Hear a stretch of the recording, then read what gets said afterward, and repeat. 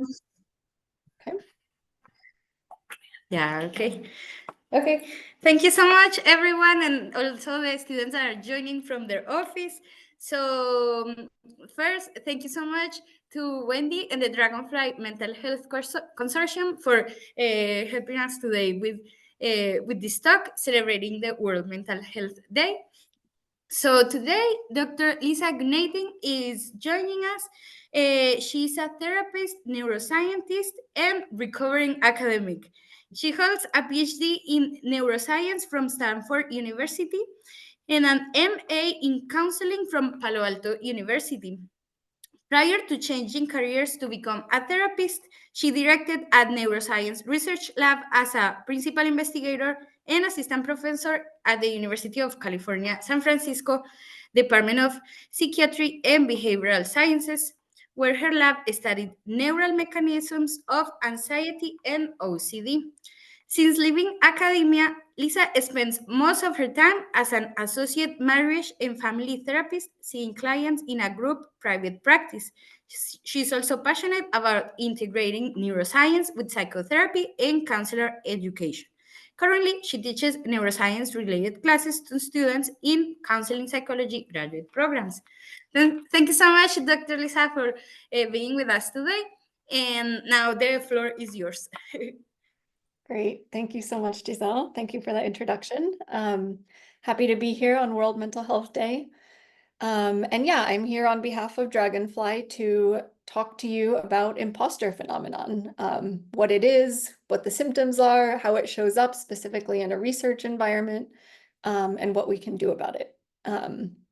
So I just want to say before we get started that I'm happy to make this an interactive conversation. I know there aren't that many people here, so please feel free to just speak up or raise your hand. I might not always see the raised hands because I minimize the videos so I can see my slides. But and same thing with the chat. I might not be monitoring that full time, but definitely please feel free to ask questions or share comments at any point.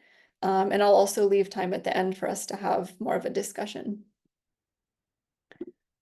So just kind of a disclaimer before we get started that this Dragonfly Mental Health is not a healthcare provider organization. So the information provided in my talk today does not qualify as medical advice, doesn't qualify as therapy, and it's not a substitute for speaking to medical professionals. Even though I am a therapist, I'm here in the capacity as a peer academic, and I have personally experienced and also seen a lot of these phenomena in my career in academia. So wherever possible, I like to share kind of my own personal experience with these things. Just want to acknowledge that this is a talk about mental health, and it might bring up some difficult feelings or strong feelings in people. So please make sure to take care of yourselves. Feel free to get up and leave or take a break at any point if you need to. So given that, this is a brief outline of what we're going to talk about today. First, I'll give a brief introduction of myself and Dragonfly, so you know who we are. Then we'll discuss the basics of imposter phenomenon. We'll talk about what it looks like in academia. We'll talk about what helps, and then wrap up with a group discussion. So a little bit about myself. Giselle already shared a lot of this in the introduction, but I basically had a whole first career in academia. I've been through grad school, I've been a postdoc, I've been a professor. But last year I left the academic world and left the research world to become a therapist and work more clinically and directly with people. So in the mental health realm, in addition to my work with Dragonfly, I also went back to grad school to get a degree in counseling. I have several years of experience as a sexual assault counselor. In the past couple years, I've been working as a psychotherapist, currently in a group private practice, seeing clients mostly with anxiety. So that's who I am. A little bit about Dragonfly. Dragonfly was founded in 2020. It's a nonprofit organization focused on cultivating excellent mental health in academia worldwide. It's a by academics for academics community with volunteers from all over the world, all stages in their careers, and a wide range of disciplines, with the common interest in really caring about academic mental health. So, excuse me. So what do we do? Several things. So cultivating excellent mental health in academia by addressing gaps in education, community, and research. So education would be kind of what we're doing right now, these talks and presentations and discussions. Dragonfly also hosts these cafes occasionally, which act as an example of sort of trying to create a culture where mental health topics can be normalized and discussed openly in a supportive environment. And Dragonfly also does research to understand the scope, causes, and solutions around mental health issues in academia. So Dragonfly has accomplished a lot in the past few years, delivered over 250 programs, reached 21,000 academics in over 18 countries, and collected data on the effectiveness of their workshops, showing that they're highly effective at what they set out to do. So given those introductions, let's now delve into our topic for today of imposter phenomenon. Starting with kind of just some basic definitions and terminology. So you may have heard this referred to as imposter syndrome, and these terms are often used interchangeably. It's not actually a syndrome. A syndrome is a medical term for a medically recognized constellation of repeating symptoms. So I think even though that's what it was originally called, the language is shifting a bit to call it a phenomenon. It's not a standalone recognized psychiatric disorder like something like depression or anxiety. There's no like formal diagnosis for it. It's also known as fraud syndrome, perceived fraudulence, or imposter experience. But basically all these terms describe high-achieving individuals who, despite their objective successes, fail to internalize their accomplishments and have persistent self-doubt and fear of being exposed as a fraud or an imposter.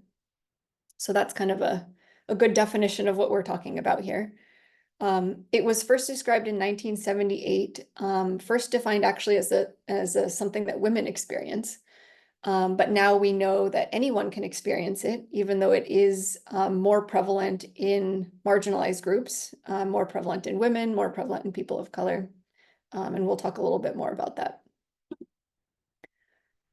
So I'm going to read this quote here from an article that came out called "Stop Telling Women They Have Imposter Syndrome." So here, the summary of this article is that imposter syndrome, or doubting your abilities and feeling like a fraud at work, is a diagnosis often given to women. But the fact that it's considered a diagnosis at all is problematic. The concept, whose development in the 1970s excluded the effects of systemic racism, classism, xenophobia, and other biases, took a fairly universal feeling of discomfort, second-guessing, and mild anxiety in the workplace and pathologized it, especially for women. The answer to overcoming imposter syndrome is not to fix individuals, but to create an environment that fosters a number of different leadership styles and where diversity of racial, ethnic, and gender identities is viewed as just as professional as the current model. So this article does a really nice job of kind of laying out this concept of, is imposter syndrome an individual issue or is it a systemic issue? Is it a personal condition, something that is, I don't like to use the term, but sometimes people think something is wrong with me, right? There's something inside me that is creating this problem. Or is it actually just a really natural, understandable response to being a marginalized person in an oppressive system? And so one quote that I like from this article is, "Feeling like an outsider isn't an illusion. It's the result of systemic bias and exclusion." And so I think that's something that historically has kind of been lost in this topic, but I think is important to keep in mind in terms of not pathologizing this and understanding it as part of an oppressive system. So, coming back to this idea of like pathologizing or medicalizing this condition, despite the extrapolation of imposter phenomenon igniting widespread interest in the issue, the language of syndrome continues to dominate. And this kind of facilitates a medicalized and kind of pathological interpretation of what might actually be an appropriate individual response to complex situational factors. And so I think it's really important, just this idea of like how much the situation and the context matters in terms of the creation of these feelings of being a fraud or an imposter. And this is where I like to share my own personal experience. So just comparing my experience in academia versus outside academia. So when I was in academia, especially as a professor, in the research world, I personally felt a lot of imposter phenomenon, and I know a lot of my, especially my female peers did too. And even though I was like, kind of at the peak of my career, right? Like I had gotten this professor faculty job, these feelings of imposterism were really, really strong, feeling like I don't deserve to be here. That's a mistake that they hired me. I'm not actually this smart. Um, but really interestingly, when I left academia and now I'm in the therapy, mental health world outside of academia, even though I objectively know much less, because I'm starting over again, basically in a new career, I don't encounter these feelings of imposter phenomenon at all, which is just really fascinating to me, even to observe just how much the context matters, that like this isn't something inherent to who I am, that it really depends on the situation that I was in. So, and I'm happy to share more about that in the discussion at the end if anyone is curious. So let's talk about a few statistics about this phenomenon, the prevalence. There's not that much data on its prevalence in graduate students, but from other student populations, we know that about 30% of medical and pharmacy students report experiencing imposter phenomenon. Anywhere from 22 to 60% of physicians and physicians in training experience this. Prevalence rates have been shown to vary widely, anywhere from 9 to 82%. A lot of this might depend on the screening tool and the cutoff used to assess symptoms. But something that emerges from all of these studies is that the rates are particularly high among historically marginalized groups. Yeah, I'm just highlighting that. It's common among both men and women. We know that now, even though it was initially described only in women, and across a range of age groups, anywhere from adolescents to late stage professionals can encounter this. It's often associated with depression and anxiety, and can be associated with impaired job performance, impaired job satisfaction, and burnout among various populations, both researchers and clinicians. There are no published studies evaluating treatments as a standalone imposter syndrome. So given the common co-occurrence or comorbidity with anxiety and depression, sometimes it can be helpful to explore whether those conditions are also present in conjunction with the imposter phenomenon, as a way to try to explore what's going on and treat it. So next, let's talk about some examples of what imposter phenomenon looks like and sounds like. Like, how does this show up in our lives? So very often people who experience imposter phenomenon have numerous diplomas, prestigious accomplishments, colleagues validating their professionalism, an esteemed position, getting lots of praise, good grades, good publications, good grants. All the external indicators of success are there. But despite all of those accolades and signs of success, very often people might not believe in their merits. They might believe that their success is the result of luck or happenstance and isn't actually due to their talent or qualifications. They might feel like they're deceiving people and fear that they don't genuinely understand their work. Then there's often a relationship between imposter phenomenon and success. So very often people who experience this phenomenon are, by objective measures, very successful, but kind of on the inside have this feeling that one's successes, if scrutinized, would be found to be invalid, wrong, or useless. And again, that the feeling of one's success is the result of an accident and it hasn't been earned and is not deserved. So some of the comments we hear are like something like this. I've heard this a lot in grad school. This thought that, sure, I got into grad school, but everyone else deserves to be here and I got in by mistake, right? The admissions committee made a mistake and they let me in. So the thought, I'm here by accident, and fears of being exposed often lead to feelings of shame. So shame is a pretty common thing that people with imposter phenomenon experience. Yeah, this feeling of not being deserving of what you have. And this is also associated with low self-esteem. So self-esteem becomes really unstable if you depend heavily or exclusively on the capability to constantly demonstrate your achievements. So then, as often happens in academia and research environments, things don't go according to plan, things don't work out. We don't get the achievement or the prize or the publication that we want. And then that leaves our self-esteem kind of shaky, right? If it's dependent on those external achievements.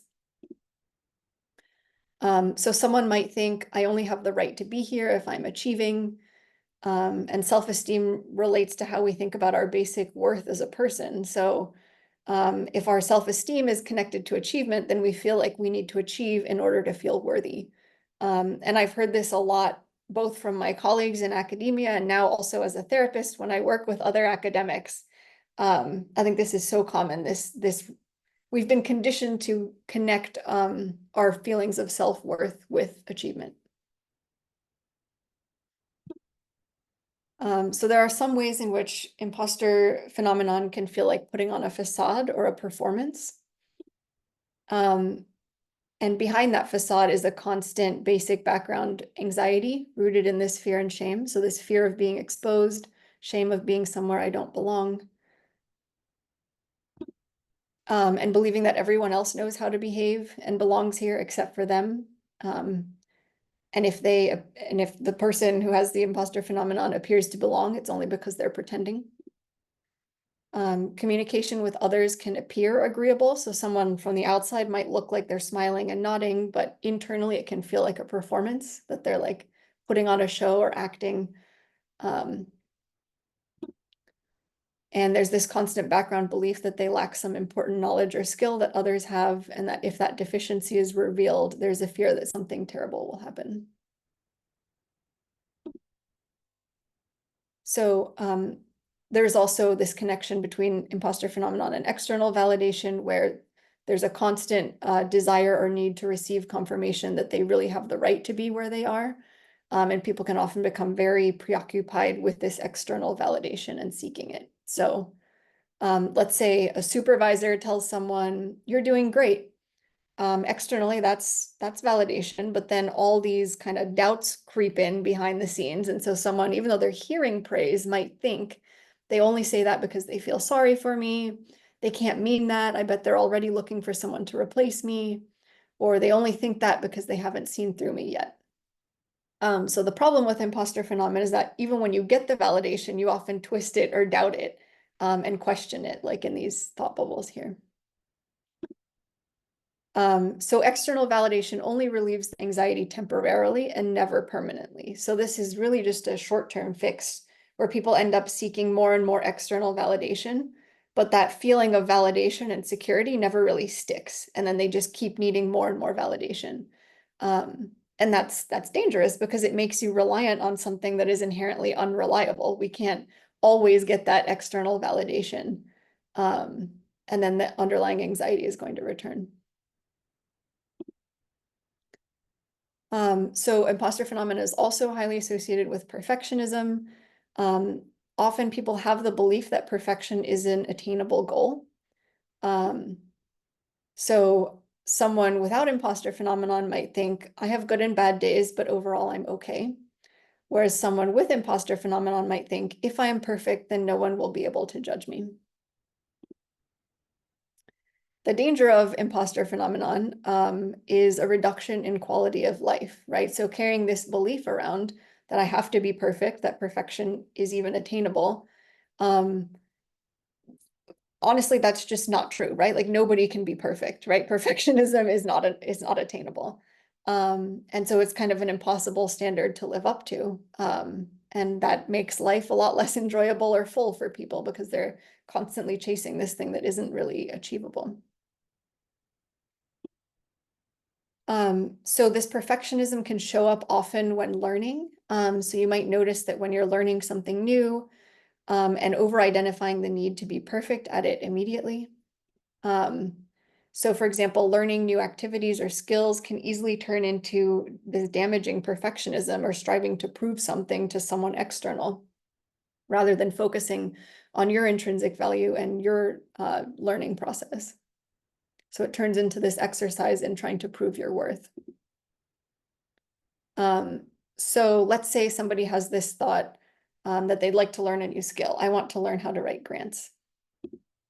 The imposter will feel like they have to write the perfect grant in order to be worthy, and think, if I don't write the perfect grant, I'm worthless. It doesn't matter how good I am at other things.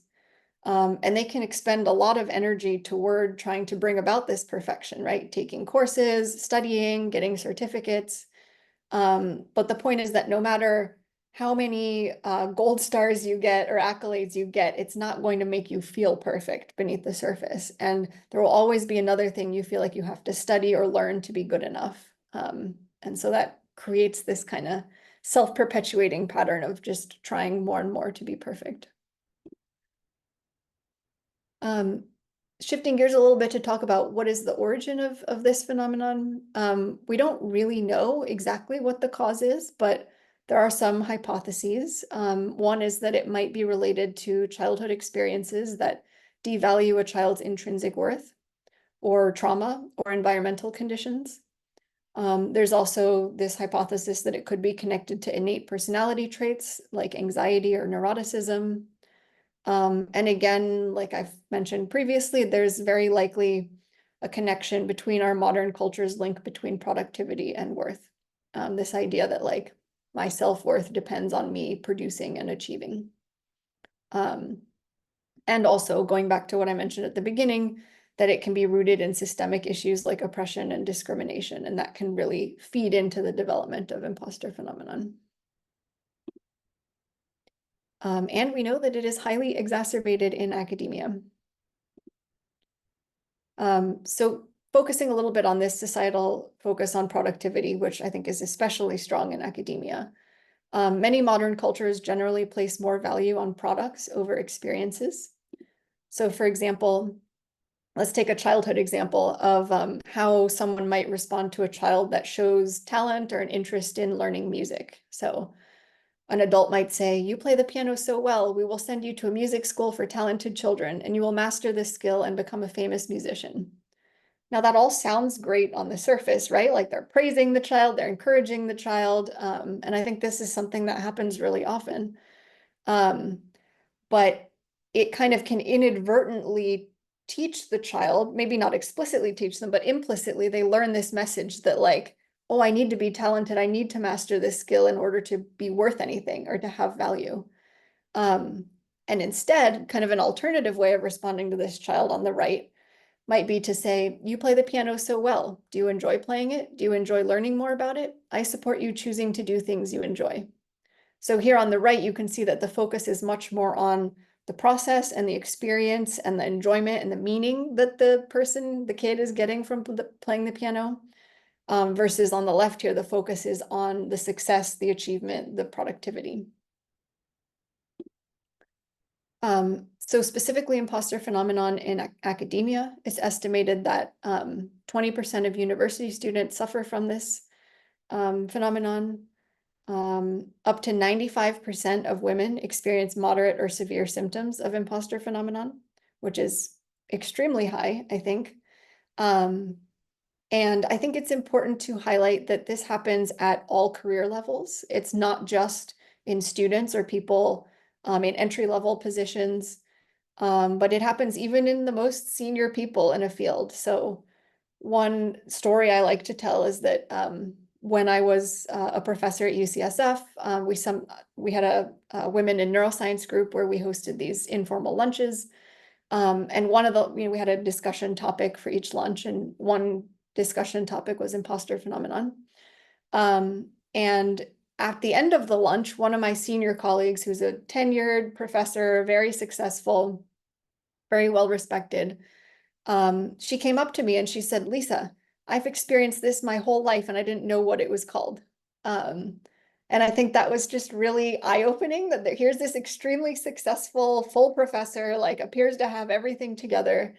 But yeah, I think in my experience, just opening the door to having these types of conversations, you see that even those people who appear to have everything put together, perfect, successful, smart, can still experience imposter phenomenon. So there's another quote I like that a department head and highly successful faculty member said, which is that everyone I talk to has imposter phenomenon unless they're an asshole. So it's really common. So I think a common way that these thoughts show up in academia is that everyone else knows what they're doing except me. I don't know what's going on. And this can show up in, especially in students, in looking at grades. So constantly comparing academic achievements and grades with your peers. And academia has all these finite metrics that we judge ourselves by, right? Like grades, exams, papers, presentations. And this can really facilitate a highlighting of these imposter phenomenon patterns. So for example, someone might think I used to have the best grades in school, but now I'm the worst in my class. I think this is a common experience in graduate school where kind of the further along you get in your education, the more people who are used to always having the best grades and being at the top of their class now realize that everyone they're with was in the same boat and can start to bring out these patterns. It also shows up in research environments, so constant comparison of research achievements is often promoted in academia. Someone might think, well, let's say, okay, on the right here, let's say a PI or a supervisor says something like, all my PhD students need to publish high-profile papers to graduate. And that can kind of trigger these comparative thoughts about like, my peers have published so many papers, I'm never going to be able to do this, I'm not good enough to do this. And so statements like this from faculty can kind of trigger thoughts like this on the left and trigger these worries in students. There's also often constant comparisons of effort, not just in terms of measurable success, but who's trying the most, who's putting in the most effort. So many faculty like to talk about how their PhD students work on the weekends. They'll reward that and encourage that and praise that. Some even require that. And then a student might see that and think, all my colleagues work harder than me. I have to work harder than everyone because I'm not as smart as them. And those types of things can then eventually lead to burnout. And so I think another really big thing to talk about with respect to imposter phenomenon in academia is the idea of failure. So what happens when there's a sudden unexpected failure on an academic path? And I think it's important to talk about this because failure is so common in academia. In research, we're exploring unknown realms of knowledge, and not all hypotheses are going to hold up. Not all theories are going to be correct. There's going to be a lot of failure. And there's also going to be a lot of failure in terms of like gaining funding for research and things like that. And so, yeah, failure is just an inherent part of academia, I think. And these feelings can heighten. And you can imagine that anyone who has like anxiety or depression might experience an exacerbation of those symptoms under these conditions where they feel like they're a failure or that they're not worth anything if they had a failure on their academic path. So someone might think something like, I thought things were fine, but then I got destroyed by my supervisors during my defense. This is common in like a PhD defense. Also can show up in the financial realm. So financial instability in academics compared to their peers who didn't choose an academic path. Yeah, our culture at large outside academia often evaluates us by our financial success. And so, grad students and postdocs who might be 5 or 10 years out of college often get much less pay than other jobs that their friends or family might be doing with a similar amount of training. So that can be stressful too. And that can heighten feelings of being an imposter relative to peers who went into a different field. So for example, hearing things about like your former classmates already bought a house when a grad student might be making $20,000 annual salary and not anywhere close to being able to afford a house. Also, this idea of credit is relevant to imposter phenomenon. So very often it shows up as giving too much credit to other people and not enough credit to yourself for an accomplishment. So for example, let's say a graduate student who got a publication in the middle of their PhD might think, nothing I did would have been possible without the constant support of my postdoc, giving all the credit to their postdoc or their collaborator or their supervisor, and not giving themselves the credit for having done the work and gotten the publication. And what people say impacts how we think. So the culture of academia can be really harsh and devaluing. So you might hear things like a faculty member saying a properly trained monkey could do a PhD, or telling a student, is that really all you've done since our last meeting? And hearing these external statements, then, this looking at this thought bubble on the right here, that's meant to illustrate like we kind of absorb those beliefs and those thoughts, and we start to tell them to ourselves, right? A properly trained monkey could do a PhD. Why am I having such a hard time? Like I'm not a monkey, I'm a human. And so very often it first comes from other people, but then we pick up these beliefs and statements and we start to tell it to ourselves, and that's where it really becomes a problem. And then we start to devalue ourselves. So yeah, as I already mentioned, failure is inevitable in academia. And if you evaluate yourself only through achievements, then you'll never feel like you have a solid foundation. So let's say, in the best of times, if you're doing lab work, experiments work and give you good data, maybe 50% of the time, if you're lucky. But that means the other 50% of the time you feel like a failure. And if you have imposter phenomenon, that means your quality of life is going to be pretty low because you're feeling down in the dumps and bad about yourself 50% of the time, and that's not really sustainable. So yeah, in academia, failure is pretty much part of the job. So we have to find a way to maintain our quality of life regardless of what's happening in our academic ventures and whether or not we are succeeding at them. And really like a huge part of this is just accepting this idea that failure is part of the job and that we can't control everything. And sometimes things will go wrong and sometimes things will fail. I think it's important to come back to this idea of diversity and how imposter phenomenon affects marginalized groups. So we know that they're more likely to experience imposter phenomenon. People from various marginalized groups, like people of color, LGBTQ, first generation scientists, immigrants, international scientists, women, disabled academics, can experience discrimination and oppression. So imposter phenomenon threatens diversity in academia and may explain the higher dropout rate among marginalized groups in academia. And so some examples of this might be microaggressions that these groups encounter. So you can read these yourself on the slide. I'm not going to read them out loud because I think some of them are somewhat offensive. Microaggression is basically a remark that seems harmless, but when repeated daily, they have a cumulative effect and they really impact people and serve as constant reminders that members of marginalized groups are so-called less than. And hearing statements like this day in and day out, even though some of these statements people might brush off as being jokes or not being that serious, can really feed into imposter phenomenon. So I think it's important for all of us to really look at our behaviors and the things we choose to say to people, and really be mindful of the way we speak to improve the quality and experience of academia for everyone.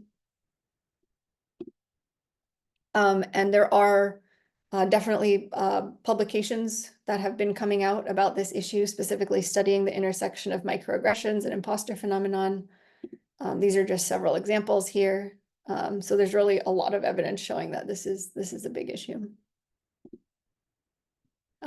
Taking, for example, one of those marginalized groups, say immigrants, they might have a fear of exile or a fear, like it can feel like very tenuous status being on a visa in a country and feeling like if they don't have that success or they don't have that achievement, like my contract might be terminated and I'll have to go back home without a degree, for example. And I think that pressure can also feed into triggering imposter phenomenon. Very often this anxiety can physically disguise itself as fatigue, procrastination, or substance abuse. So these are things to look out for in yourself and your colleagues. Often when people are experiencing these feelings of shame and low self-esteem, People often turn to substances like alcohol, drugs to try to numb those feelings and try to forget them, to feel better. Procrastination is another huge one. There's a lot of different reasons why someone might procrastinate, but fear of failure is one of them. So procrastination doesn't mean you're lazy. Very often we procrastinate because we're avoiding feeling something we don't want to feel. Like maybe we don't want to feel like a failure, or we don't want to feel shame. And so we avoid the task entirely. So those are just things to look out for. All right, so now we've defined imposter phenomenon, talked about what it looks and feels like in general, how it can be exacerbated in academia. Let's talk a little bit about what helps. So awareness and acceptance are kind of the first steps. So even just noticing that it is happening to you is a really important step, right? Being able to see what's happening and kind of take a little step back and like look at it for what it is, rather than if we're not able to recognize it and label it, then it's kind of so in our face that we're just living in it and we can't get any distance from those feelings. So very often fighting imposter phenomenon or fighting any feeling by sheer force of will is not productive or possible, and that often actually ends up exacerbating the problem. So I don't know if you've all seen these Chinese finger traps. It's basically like a little woven tube that you stick your fingers in on either end, and then when you pull your fingers out, it actually like tightens around your fingers and they get stuck in there, right? So I think that's a really nice metaphor for trying to fight against it, right? The more you try to fight against it and pull away and just push it away, the more stuck you get. So very often by noticing and accepting it, it's kind of like, the way to get your fingers out of that trap is to actually push them together, to lean into the discomfort and see what's there. And then you can wiggle your fingers out. And so, yeah, trying to fight it or to get rid of it usually just reinforces this idea that someone isn't strong enough or good enough to stop thinking this way. And it's like trying to put out a fire with gasoline. So therapy can be extremely helpful for imposter phenomenon, especially kind of long-term therapy, depth therapy. But a trap that a lot of people fall into when seeking therapy for imposter phenomenon is this idea that through the therapy, they're going to learn something and then become better.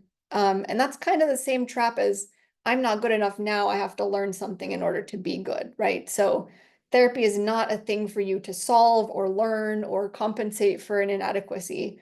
And you can't often think your way out of these things. And so a really common thing that happens with academics in therapy is that they try to intellectualize their way through it, meaning like, I'll just have to figure this out and then everything will be better.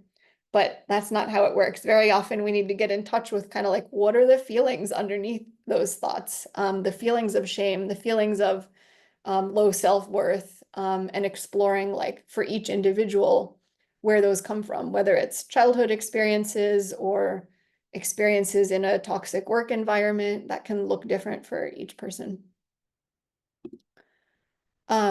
So approaches that teach people to identify their own feelings, where they come from, and make logical interpretations about them can be helpful. So teaching us to become more aware of our emotions. And emotions carry a lot of important information, right? So the more we're in touch with our emotions, the more we're able to identify the needs being communicated by those emotions. And so a lot of work in therapy is really just about learning to recognize your emotions as they arise. What are those feelings associated with thoughts like, I don't deserve to be here, I'm not good enough, I'm a fraud? Often it's things like shame, but there might be other emotions, fear, anger. And then, yeah, once we're able to identify those feelings and the needs beneath them, then we can start to respond to those needs.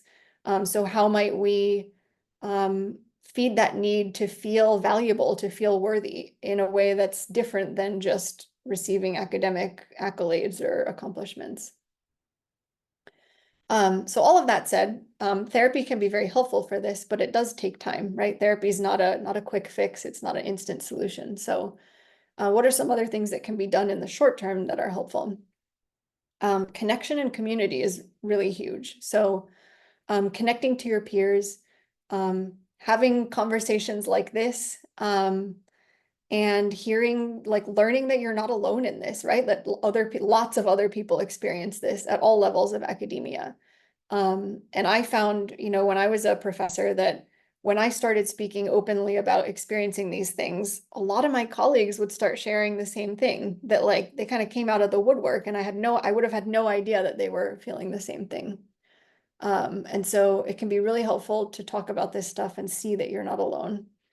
Um, and it's one thing for me to come in as an external person and tell you you're not alone, but it's, I think, more powerful if you can connect with people in your own community and have these conversations and see that like many of you are kind of in the same boat. So, and then employing the principle of sufficiency can be helpful. And so this is basically the opposite of perfectionism. So, for example, this statement that a good dissertation is a done dissertation. It's about accepting imperfection, acknowledging that there's no such thing as an ideal or perfect person, and cultivating feelings of sufficiency or being good enough can help reduce imposter symptoms over time. So someone might think something like, I'm good enough to do my job. Some skills I'm not good at, some skills I am good at, some I'm not good at, just like everyone else. That's a much more balanced, healthy way of thinking. And when I think about this idea, I think of like in the therapy world, we talk about, like exposure therapy and this idea of what a perfectionism exposure might look like. Exposing yourself to scenarios where you're not doing something perfectly, and then seeing that like it actually turns out okay. I realized that as a faculty member, I was constantly doing this because I just had so many tasks on my plate. There was no way I could do everything to my ideal standard. But I learned after several months that, I did this to like 70% of what I thought would be the best, and it was good enough. Nobody complained about it, still got the job done. So I think the more places where you can like actually give yourself these experiences of like not trying to be perfect and seeing that it actually does turn out okay can help decrease the imposter phenomenon. It's also very important that this is promoted by team leads, whether that's professors, PIs, basically people in positions of power. It's really important, I think, to explicitly create a culture where these things are talked about and that it's okay to not try to be perfect all the time.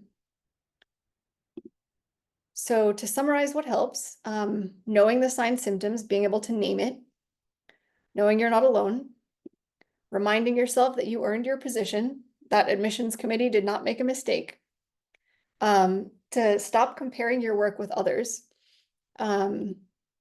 accept congratulations on your achievements, replace perfectionism with sufficiency, be kind to yourself, track your successes. This can be very helpful. I think we didn't talk that much about that, but in academia, it's often as soon as we have one success, it's on to the next task, but really taking the time, even if they're small successes, just like I had a very productive day today.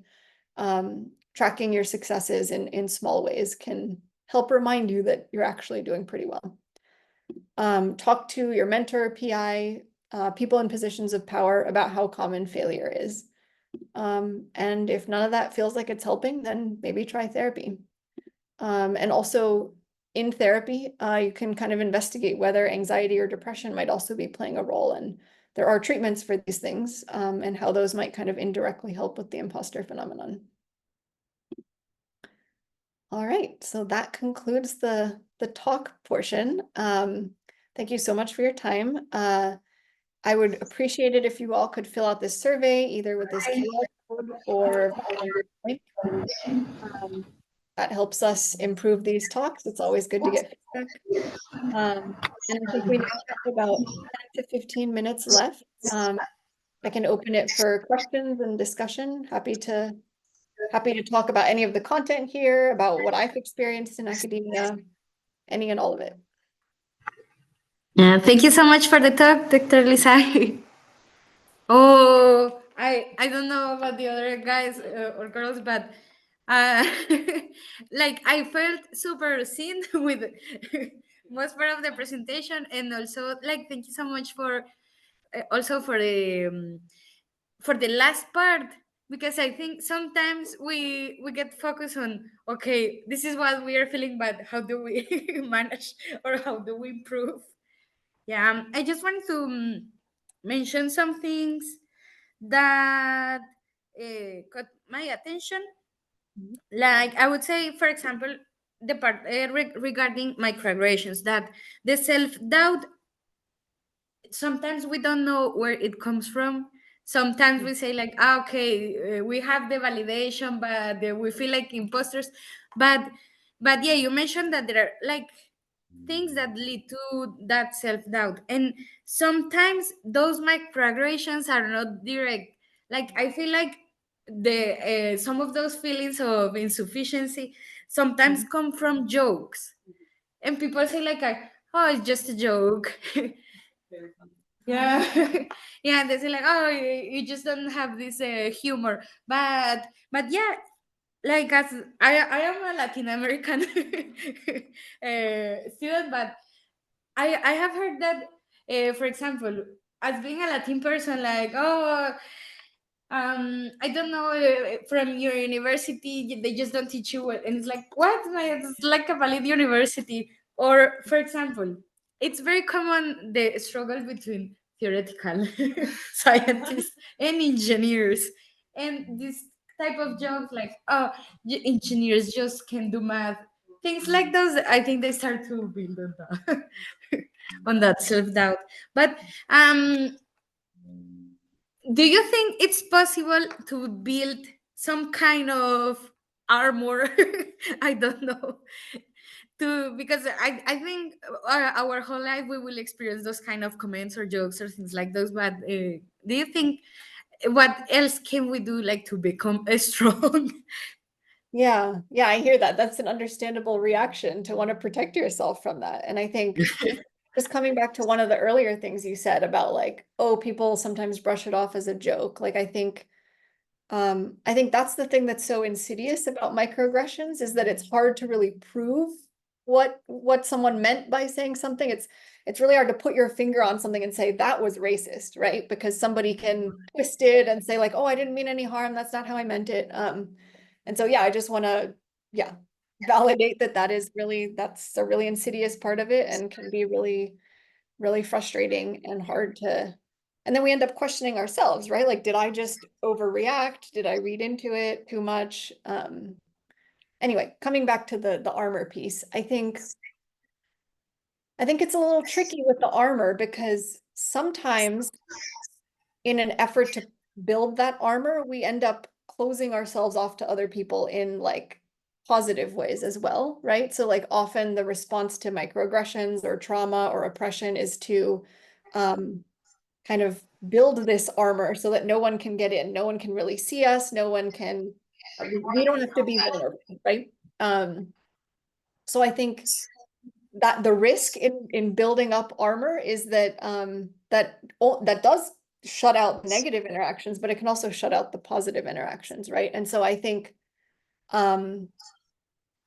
the type of armor that does that is like if you avoid things or don't engage or like shut down your vulnerability. But I think for each person, it's going to be very different. Like, what is the origin of their imposter phenomenon, right? Like I said, for some people, it might be the way their parents talked to them as a kid. For some people, it might be having a toxic mentor in a previous work environment. It might be someone's depression that's feeding into this low self-worth and self-doubt. So I think, and this is really just, I know I'm biased. I think therapy is the answer to everything, but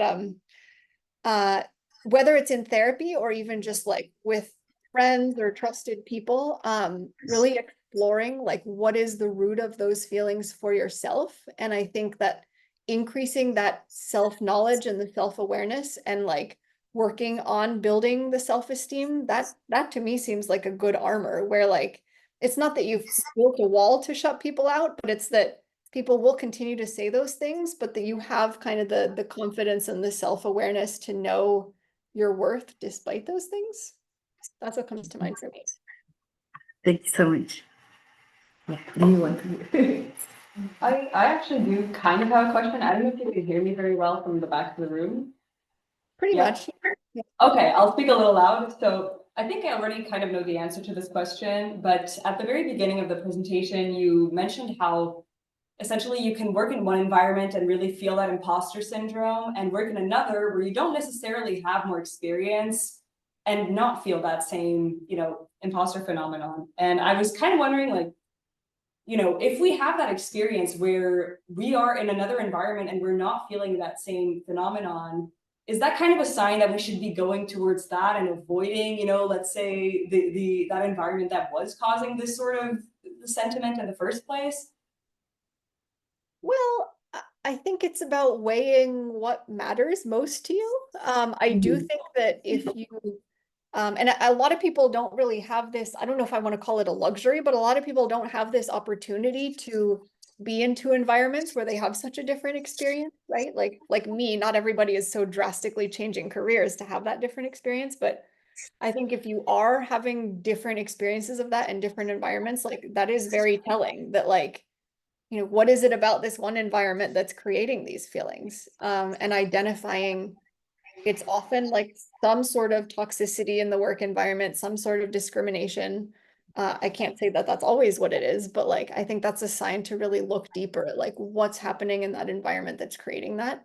Um, it's probably something negative, and I imagine most people would want to avoid that. Of course, it feels better not to have these feelings, but yeah, I can't really say like for every person it's always better to move towards the other thing because there might be other factors at play. Like maybe the other thing is doing some job that doesn't feel rewarding to you, and so then you're weighing like the value of the job, the intellectual reward satisfaction versus the feelings. Yeah, so I think it's complex when you start to bring in all the other things, but yeah, I do think it is very telling when you experience it in one environment and not another, and I think that often says something negative about the environment where you are experiencing it. Yeah. Thank you so much. Thank you so much. Yeah, I have another comment, but it was specifically about the female experience. But also that this is something I saw in some colleagues, but in my previous university. Like I had two colleagues that they decided to be mothers at the time, and I think I noticed immediately, like after being mothers, they start to feel also like this type of feelings of insufficiency and not being enough, but also because like the system is not built around like this type of things that we live in life now. And most of the time, like when they need time, like for example for the family, like the comment in general from everyone was like, you're just using this as an excuse. So these are things that go out of our hands sometimes, but what to do in those cases? Or what do you recommend? What to do specifically when someone, I guess, doesn't appreciate the attention that is needed to these other areas of one's life and thinks you're just using it as an excuse to get out of work. Yeah, and I think especially like in motherhood. Mhm. Well, I think that can be tricky because it depends on your relationship to the person saying that, right? Like I think it can be a lot harder when there's like a power differential there, like a power dynamic where let's say the person you're experiencing who's a new mom and is needing to divert a lot of time to taking care of her kid away from work. I think it can be much harder to address that if the person making those comments is like maybe their senior male PI who like has no lived experience of that and is in a position of power over that person. So I think a lot of it depends on what the power dynamic looks like. I think, and that's why I think it's so important that people in position of power speak up about this stuff, especially people in position of power who have experienced that, right? Like, for example, like senior female PIs who might have experienced the same thing when, I don't know, whenever, at whatever stage in their career. For them to be talking to their colleagues about like how significant that experience was for them and what it felt like to hear those comments. And I don't know if you would refer to that as a microaggression, but it sounds kind of like that. So I think in an ideal world, it would be the people in positions of power being vulnerable about their own experiences of imposter phenomenon and discrimination. That I think is one of the most powerful ways to like fight stigma in general around any mental health thing. yeah, I acknowledge that like not everybody feels comfortable or safe sharing their vulnerability about how those comments impact them. So yeah. Wendy, I saw you pop up on the screen. Do you have anything you want to add to that? Just on the topic of like, more senior people with a lot more power willing to open up about this, like creating opportunities for them to open up about it has been really shockingly amazing to see how many people come forward and just like share that really starkly as if it's like common knowledge. And we're like, and I have just over the years heard again and again and again from just like really impressive, really put together, really, powerful, experienced, like high esteemed people, respond to discussions around imposter syndrome being like, if you don't have imposter syndrome or imposter phenomenon, aren't you just a jerk? Like, I'm just like, what? No, we didn't think that you had imposter phenomenon. Go on. What do you mean by that? And he's like, oh yes, I never think I had anyone. I always think that I've been thinking that since I ever started in this field and feel it every single day. And we're like, what? Like, what do you mean? You've never told us. And then like I had the really fortunate opportunity to meet a number of Nobel laureates, Nobel season, so it seems appropriate. But there was one Nobel laureate that I met this last year who we got to talking about mental health in academic spaces, and he shared his perspective was that he was like, I don't know if the imposter syndrome was worse before or after the Nobel. I think it's worse after. And I was like, what? So just creating these opportunities for people to open up and be vulnerable and use the language and like, but in a professional and mature and safe setting, like you'll end up hearing all kinds of things. It's good to know. It brings comfort. We are all in this together. Yeah, so or someone from their office want to say something, or if you have a question, you can type it in the in the chat, or you can. Yeah. Can I ask you a question? Like you said something about the relation between the imposter syndrome and the anxiety and depression. I asked like, was it the first chicken or the egg? So which one comes first? Like, do we have anxiety and depression, and then it comes the insufficiency and then imposter syndrome, or because we have imposter syndrome we get anxious that we are like about to be exposed? So because like I have experienced the same thing, and I didn't know that this imposter syndrome exists, but then I came here and like, oh, it seems that I have so this anxiety, like which one comes first and which one we have to treat first and to overcome like step by step to get better? Great question. I'm happy to hear Wendy's thoughts as well, but I think my thought is that it can go either way. Like when you frame it as a chicken or egg question, I think it can go either way, right? So for example, somebody who has depression might already, like one of the symptoms of depression can be like low self-worth, low self-esteem, hopelessness, right? And so like we talked about, there's often that link between like your self-worth is tied to perfection, productivity, achievement. If somebody's already starting from a lower self-worth, like you could see how somebody might with underlying depression might be more sensitive to developing imposter phenomenon. I think that's one example. With anxiety, I think like it depends on anxiety manifests in many different ways for different people, but often it's accompanied by a lot of doubt. And like very often people feel like perfectionism is also highly associated with anxiety for some people, right? And so This idea that like, I can't make a mistake. Like there's a lot of anxiety about making mistakes or doing something wrong. I'm even thinking about like, even outside of anxiety and depression, just like having experienced trauma, right? Like it can feel like safety is a big concern with trauma, right? And so this feeling that like, I need to do everything right in order to be safe.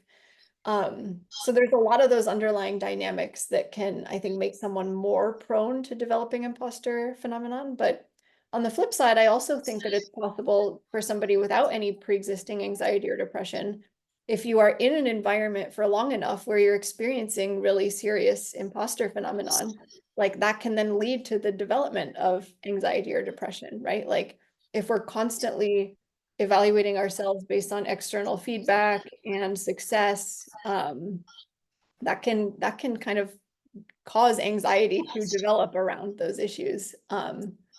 And yeah, same thing with depression. Like if we're experiencing this type of stress for long enough, we know that chronic stress can contribute to depression as well. So I think it can go either way. Anything you'd add to that, Wendy? I think everything that you said is spot on. And if you're struggling with, if you're not sure what you're struggling with, but you're struggling, the basic message is to like reach out, get help, like get assessed. You can also, we're all, academics and usually self-starters and stuff. And there's screeners that you can do and find online as well. So you could take this 7-question screener called GAD-7, which screens for anxiety. There's a depression screener, PHQ-9. It's just 9 questions, but it's a validated screener to see. It doesn't diagnose you, but it does, indicate if you're scoring high, you should probably go in and see somebody. And if there's elements that overlap and are, you're trying to address imposter phenomenon with some of the tools that we presented today, and it's not working and it's not making you feel better, and you're still, feeling very overwhelmed and not performing and not feeling good, then that's time to reach out and seek help. And there's absolutely no shame in that, and it's the smartest thing you can possibly do. Because the longer you struggle on your own and struggle through it, the worse things are going to get. It's like, with cancer, you don't want to wait until you have stage 4 cancer to even ask anybody like, hey, I'm worried about this thing. You want to reach out ahead of time, early, proactively, and encourage your friends and colleagues to do the same. Thank you. Thank you so much. I will also add that it's not always a choice of like treating either or first. Yeah. Like in therapy, you can address both of those things in parallel, right? And very often actually addressing, people go to therapy thinking they want to work on one thing. Like I'm thinking I want to work on my imposter phenomenon, but then very, very often indirectly working on other stressors in one's life or other anxiety or depression. Once those start to be resolved, then the imposter phenomenon might kind of fade a little bit on its own. So it doesn't always necessarily require directly addressing that one thing, but like generally addressing one's mental health as a whole can kind of indirectly have these positive effects. So. Thank you so much. So do you have more questions? Good. Okay, I think we don't have more questions. Thank you so much. Great. Well, thank you all so much. Wendy, do I Happy just... World Mental Health Day, everyone. Thanks You for too. Thank global you. migration. Take care. Yeah, thank you so much. So we will wait for the recording, and we also will remind people about the survey. Yes, thank you. Yeah. Now I want to make sure I don't screw up the recording. Wendy, I just hit stop and then I sign out and then I don't need to do anything else with the You will recording? not need to do anything else. It should go to the cloud. Stop. Okay, stop recording.